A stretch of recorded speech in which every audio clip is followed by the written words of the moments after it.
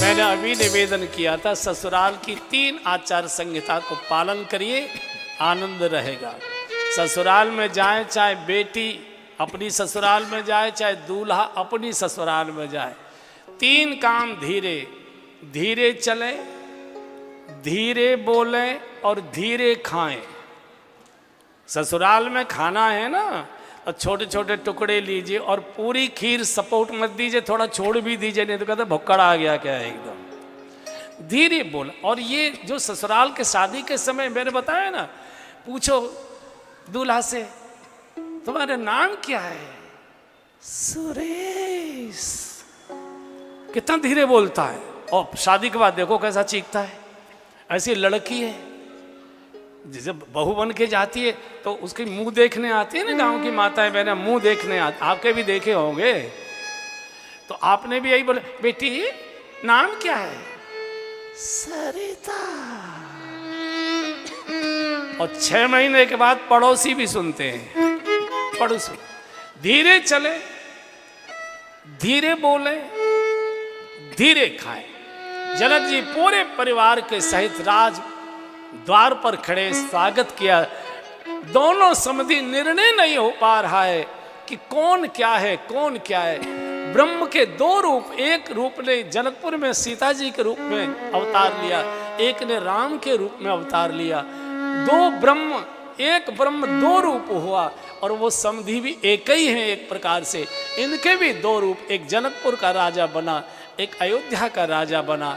अंदर ले गए, क्या दिव्य विवाह मंडप सजा हुआ है, सुंदर सुंदर आसन, सब विराजमान हैं जनक जी और सुनैना जी के साथ। ओहो, जिनकी गोद में भक्ति महारानी बिटिया बनकर खेली हो, जिनकी छाती से भक्ति महारानी चुपक कर सोई हो, वो माँ कितनी दिव्य होगी। सुनैना कितना दिव्य नाम है। सुनैना जिनके नेत्र बहुत सु हैं, पवित्र हैं, जिनमें न कामनाएं न वासनाएं, न क्रोध है, न लालच है, न कोई गिरावट है।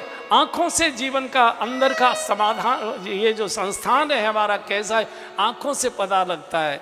आँखें कई प्रकार की होती हैं, भिकारी आँखें होती हैं, विकारी आँखें होती है, शिकारी आँखें होती हैं, संस्कारी आँखें भी हुआ करती हैं। आँखों से पता लग जाता है ये मनुष्य है कैसा, अंदर से है कैसा। नेत्र बोलते, होठ न भी बोले, जिस ढंग से आंखों ने देखा, आंखों अंदाज आ जाए कि व्यक्ति है कैसा, ये किस दृष्टि से देख रहा है, ये क्या चाहता है, किस स्वभाव का है, किस स्वाद का है। ये बहुत दिव्य, जिनकी गोद में भक्ति बिटिया बनकर आई हो, वो माता पिता कितने दिव्य होंगे। प्रभु बैठे, आज 4 वेद सशरीर उपस्थित हैं, सब देवता ब्राह्मणों के वेश में, सब विवाह पद्धति पढ़ने के लिए सब बैठे हुए हैं। पूरा का पूरा प्रांगण दिव्य सुगंध से गमक रहा है। और अब शतानंद जी ने जनक जी को कहा, राजन बिटिया को बुलाओ। आज जानकी जी का सखियों ने बहुत दिव्य श्रृंगार किया, क्योंकि जानकी जी जगन माता हैं और माँ के श्रृंगार का वर्णन करना यह अपराध माना गया है। माँ तो कैसी भी हो पूज्य ही हुआ करती है। धीरे धीरे सखियां मधुर मंगल गीत गाते हुए मंडप की ओर श्री जानकी जी को ला रही है। पूरे वातावरण में दिव्य भक्ति की सुगंध फैल गई, और जैसे ही बारातियों ने सीता जी का दर्शन किया है, सिय सुंदरता बरनिन जाई, सिय सुंदरता बरनिन जाई, लघुमति बहुत मनोहर ताई, लघुमति बहुत मनोहर ताई।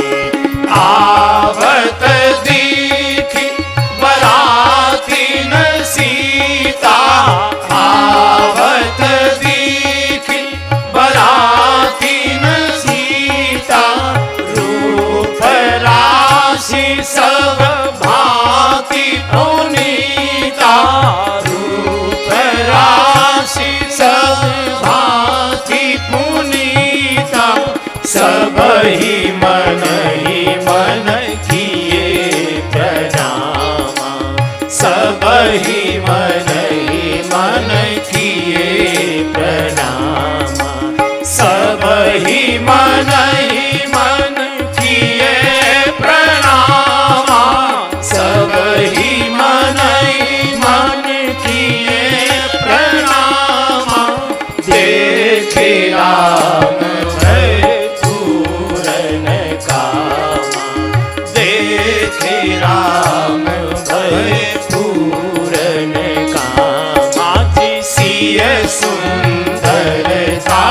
वर्णि न जाए, सिय सुंदरता वर्णि न जाए। लौकिक सौंदर्य का वर्णन किया जा सकता है शब्दों से, वाणी से, लेखनी से, लिखा भी जा सकता। ये तो अलौकिक स्वरूप है, इसका वर्णन कौन कर सकते?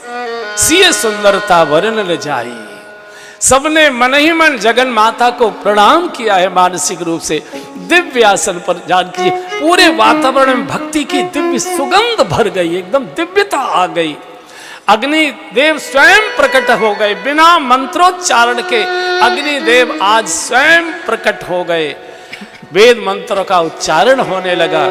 शतानंद जी ने कहा, राजन बेटी का कन्यादान करो। जनक जी रो पड़े, नहीं गुरुदेव ये मत बोलिए, मैं अपनी बेटी को किसी को दान नहीं कर सकता।